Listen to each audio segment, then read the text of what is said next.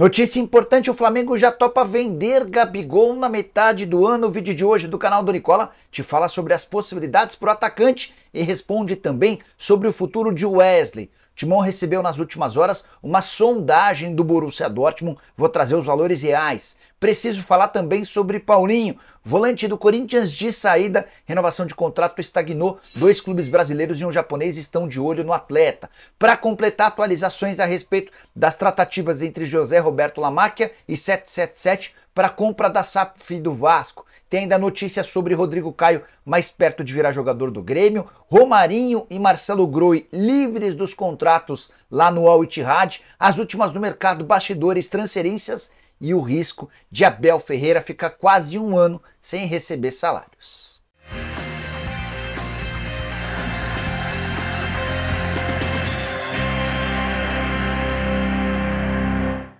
Fala aí pessoal, sou Jorge Nicola, bem-vindos a mais um vídeo do canal, sempre bom ter vocês por aqui, sem perder tempo, só queria pedir para deixar like, se inscrever no canal e ativar todas as notificações. Quero contar também que todo esse conteúdo é um oferecimento de Aposta Real, o site que te dá o maior bônus do mercado até R$800. Na tela com 2 jogos da Copa do Brasil na noite dessa terça-feira, tem Red Bull Bragantino e Souza, vou de vitória do Red Bull, empate 1 a 1 no jogo da ida. Já para Vasco e Fortaleza, aposto em mais de 1,5 gols, vale a lembrança de que o jogo da ida terminou empatado em 0 a 0 no Castelão. Que tal fazer uma dupla com esses dois resultados, aumentando assim a sua cotação? Para participar é só pegar um link que está no comentário fixo, clica, faz o cadastro e utiliza o código SERICOLA, tudo junto em maiúsculo, como eu estou mostrando na tela, para ter direito a um bônus de boas-vindas que pode chegar até R$800. Combinado?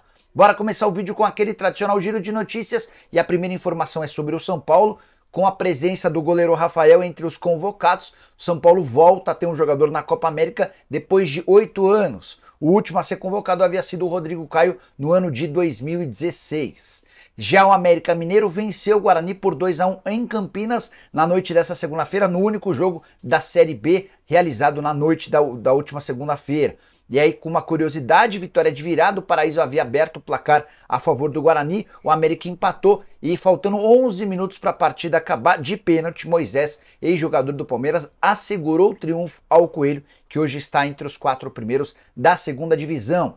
Quero contar também que Lucas Paquetá ainda pode se mudar para o Manchester City, mas o atual tetracampeão inglês vai esperar um veredito da Federação Inglesa em relação àquela investigação por uma suposta participação no escândalo de apostas esportivas. A saideira do giro de notícias, o Atlético, time mineiro, que tem no comando o Roger, ex-centroavante de Palmeiras e São Paulo, alcançou nessa segunda-feira a 5ª vitória consecutiva em 5 jogos na Série C. O time é líder disparado da 3ª divisão do Campeonato Brasileiro com 15 pontos. A Ferroviária de São Paulo aparece em segundo com 11 pontos. Bora falar agora sobre Abel Ferreira. Posso assegurar que há preocupação no Palmeiras, em especial no staff do treinador, em relação à possibilidade de punição vinda da FIFA naquele processo movido pelo Al Sadd. O time do Catar cobra 5 milhões de euros na FIFA pela quebra do pré-contrato assinado no ano passado. Só para fazer uma breve retrospectiva, no fim de 2023, o Abel se diz em dúvida entre permanecer no Palmeiras ou aceitar a oferta do Al Sadd, que é o time do irmão do rei do Catar. De acordo com o Al Sadd, o Abel assinou um pré-contrato se comprometendo a se mudar em definitivo para o Catar em 27 de dezembro. Todo mundo sabe que isso não aconteceu e o Abel continuou no clube. O Al Sadd levou o caso à FIFA e cobra 5 milhões de euros, que equivalem a quase 28 milhões de reais. Se essa punição, que deve acontecer, for aplicada em breve, o Abel ficará ao equivalente a 10 meses sem salários. Ele ganha 2 milhões e 800 mil reais por mês no Palmeiras. Se a aplicação da multa for de 28 milhões de reais, a menos que o Palmeiras o ajude no pagamento dessa dívida, o Abel pode ficar quase um ano sem receber qualquer salário. Não deve ser nada do fim do mundo para alguém que certamente tem um caixa, tem muitos milhões de reais em caixa. Mas a aplicação de qualquer multa de 28 milhões de reais é capaz de fazer muita gente perder o sono. E você, se estivesse na situação do Abel, como estaria nesse momento? Só para lembrar que o Al Sadd também pede uma punição ao Palmeiras, acho difícil que essa punição seja aplicada, levando em consideração que o Abel, quando é consultado pelo Al Sadd, tinha contrato em vigência com o Palmeiras. O vínculo só se encerrava em dezembro desse ano. Ainda não consegui apurar se o Palmeiras está disposto a ajudar o Abel em caso de condenação e pagamento de toda essa grana. Bora de notícia importante, vem da Arábia Saudita a informação de que Romarinho e Marcelo Groi estão livres. O atacante e goleiro do Al Ittihad não permanecerão num clube que está em processo de revolução. Marcelo Galhardo havia sido demitido alguns dias atrás e os dois atletas brasileiros, cujos vínculos se encerram agora no fim do mês de junho, vão fazer uma última partida contra o Damak e depois estarão livres para buscar novos clubes. Romarinho, ídolo histórico do Al Ittihad, talvez o maior ídolo da história do clube, alguém com enorme moral com o torcedor, mas Romarinho havia exigido o salário de estrela da Liga Saudita. Ele ganha 2,5 milhões por mês no Al Ittihad, contra 90 milhões do Benzema, contra 45 milhões do Kanté, contra 11 milhões do Fabinho. Quando o Romarinho exigiu um salário desse nível, o Al Ittihad disse que não pagaria, Romarinho agradeceu e falou que buscaria outro clube. Ele tem proposta do Corinthians, mas nesse momento está mais inclinado a continuar na Arábia Saudita, ganhando um salário de estrela num rival. Poderia ser no Nasser, no Hilal ou no Ali. São os 3 clubes que têm capacidade financeira para fazer um investimento desse tamanho. Se as negociações por lá não avançarem, aí sim o Romarinho vai ficar à disposição do futebol brasileiro. Já Marcelo Groi é alguém que é super especulado no futebol brasileiro. Já conversou com o Grêmio, com o São Paulo, entre outros. O problema é a idade, 37 anos, e a condição financeira. Ele gostaria de continuar ganhando acima de R$1 milhão por mês.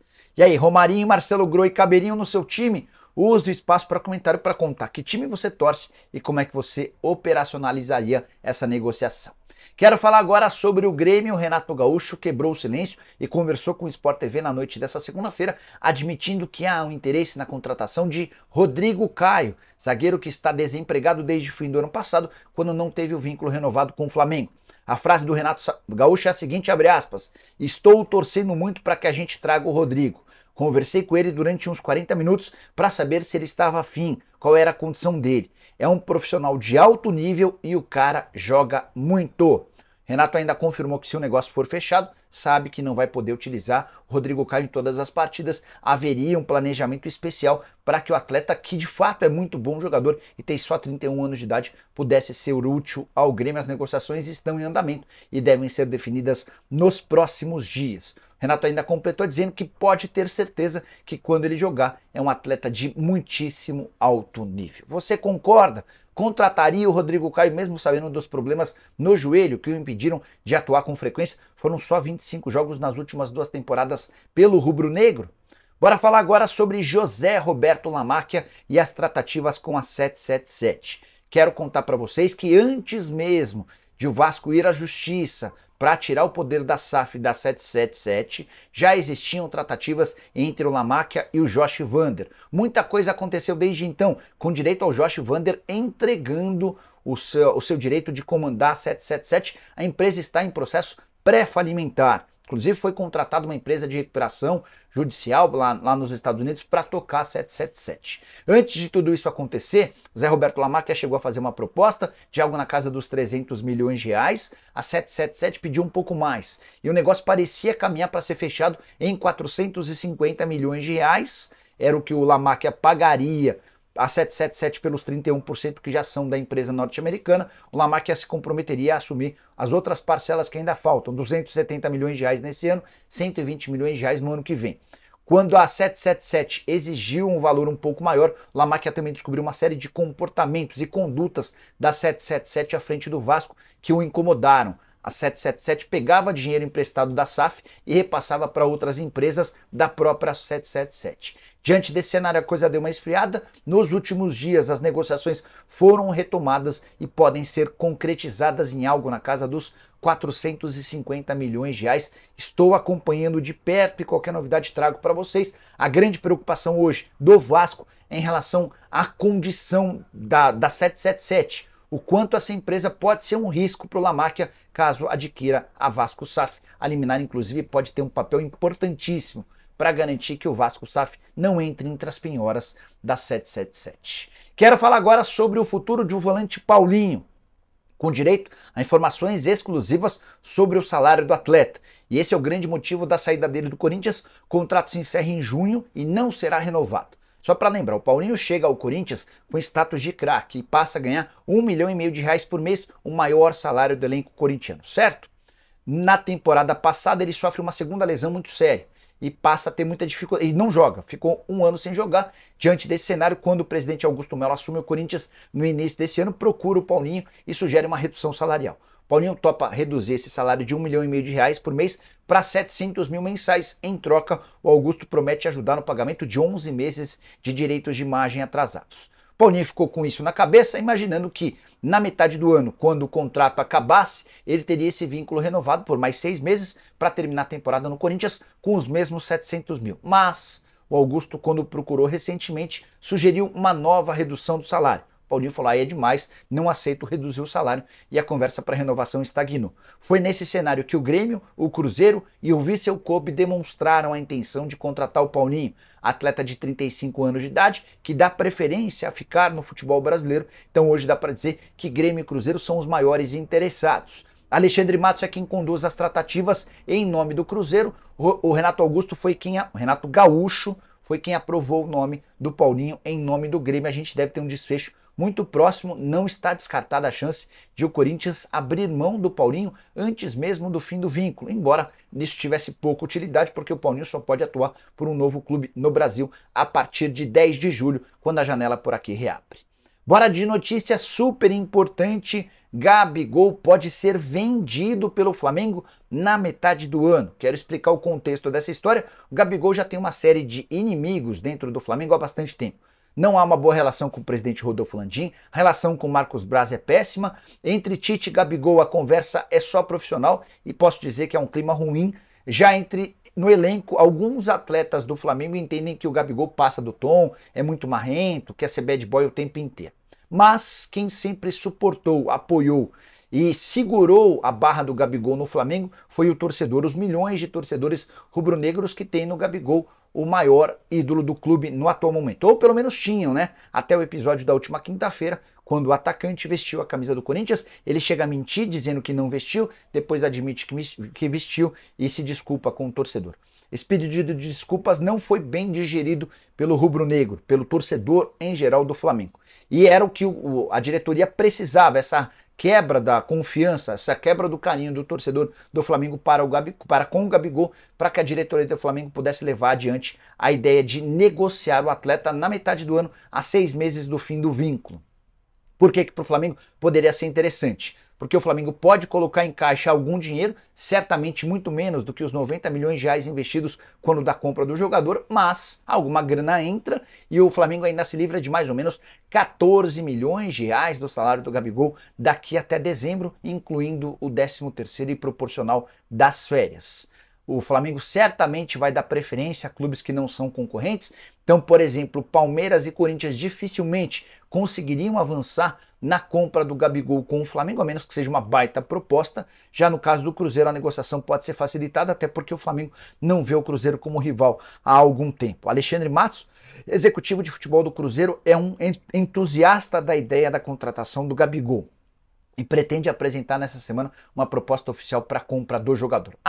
Deixa eu trazer uma notícia importante. Muitos torcedores do Atlético Mineiro me perguntando se existem possibilidades, se existe uma tratativa entre Galo e Gabigol, se o nome do Gabigol interessa ao Atlético. Na manhã dessa terça-feira, antes de gravar o vídeo, consultei uma fonte do departamento de futebol e a pessoa assegurou que o nome do Gabigol nunca foi discutido dentro do Galo.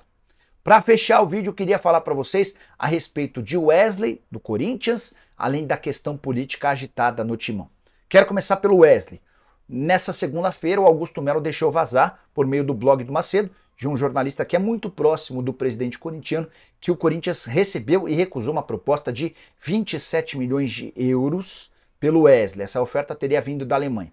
Informação que eu tenho antes mesmo da divulgação dessa notícia e que vem do centro de treinamento de uma pessoa da comissão técnica alvinegra, é de que a proposta, que ainda não chegou, mas foi sugerida ao Corinthians, é do Borussia Dortmund, com cifras bem inferiores às divulgadas pelo presidente. O Dortmund estaria disposto a pagar 20 milhões de euros fixos, mais 5 milhões de euros em bônus, para que o negócio fosse concretizado, tá? Então seriam 20 milhões fixos e não 27, como disse o Augusto. Por que o Augusto deixa vazar valores inflacionados? porque ele precisa de boas notícias em uma série de escândalos e porque ele passa ao mercado uma informação de que o Corinthians só vai vender o Wesley por cifras altíssimas. Agora fala-se em 30 milhões de euros. Resta saber se essas propostas vão aparecer.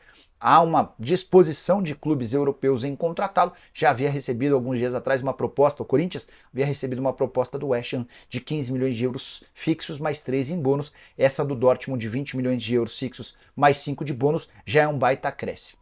A tendência é que o Wesley seja negociado nessa janela da metade do ano. Resta saber quem vai pagar mais pelo atleta. Não sei se vai chegar aos 30 milhões de euros pretendidos pelo Timão. Só para completar, nessa segunda-feira houve uma reunião importante entre os principais cardeais do grupo da situação no Corinthians para debater o escândalo da comissão da Vaidbet. Contei para vocês nessa segunda-feira que descobriram, Juca Kfouri trouxe a informação de que há um laranja, né, entre as pessoas que recebem os 700 mil por mês do pagamento da comissão da Vaidbet.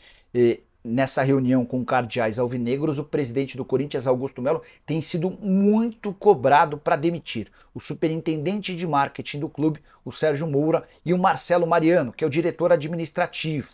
Entre outras situações, há uma informação de que o Marcelo Mariano forçou o pagamento de 2 parcelas de 700 mil cada para essa comissão, para o pagamento dessa comissão, ainda que com a ausência do Rosalá Santoro, que é o diretor de financeiro. O Rosalá não estava presente, o Marcelo Mariano acabou exigindo que fosse feita a quitação dessas 2 parcelas e foi a partir dessas 2 parcelas que o dinheiro foi repassado para uma empresa cuja uma das sócias nem sabia da existência dessa empresa, uma enorme confusão, que ainda pode acabar respingando no presidente Augusto Melo. Prometo acompanhar de pertinho essa história e qualquer novidade eu conto para vocês. Curtiram o vídeo, né? Deixa like, se inscreve no canal, use o espaço para comentários, se puder compartilhar também, agradecemos bastante. Nos vemos à tarde, tchau!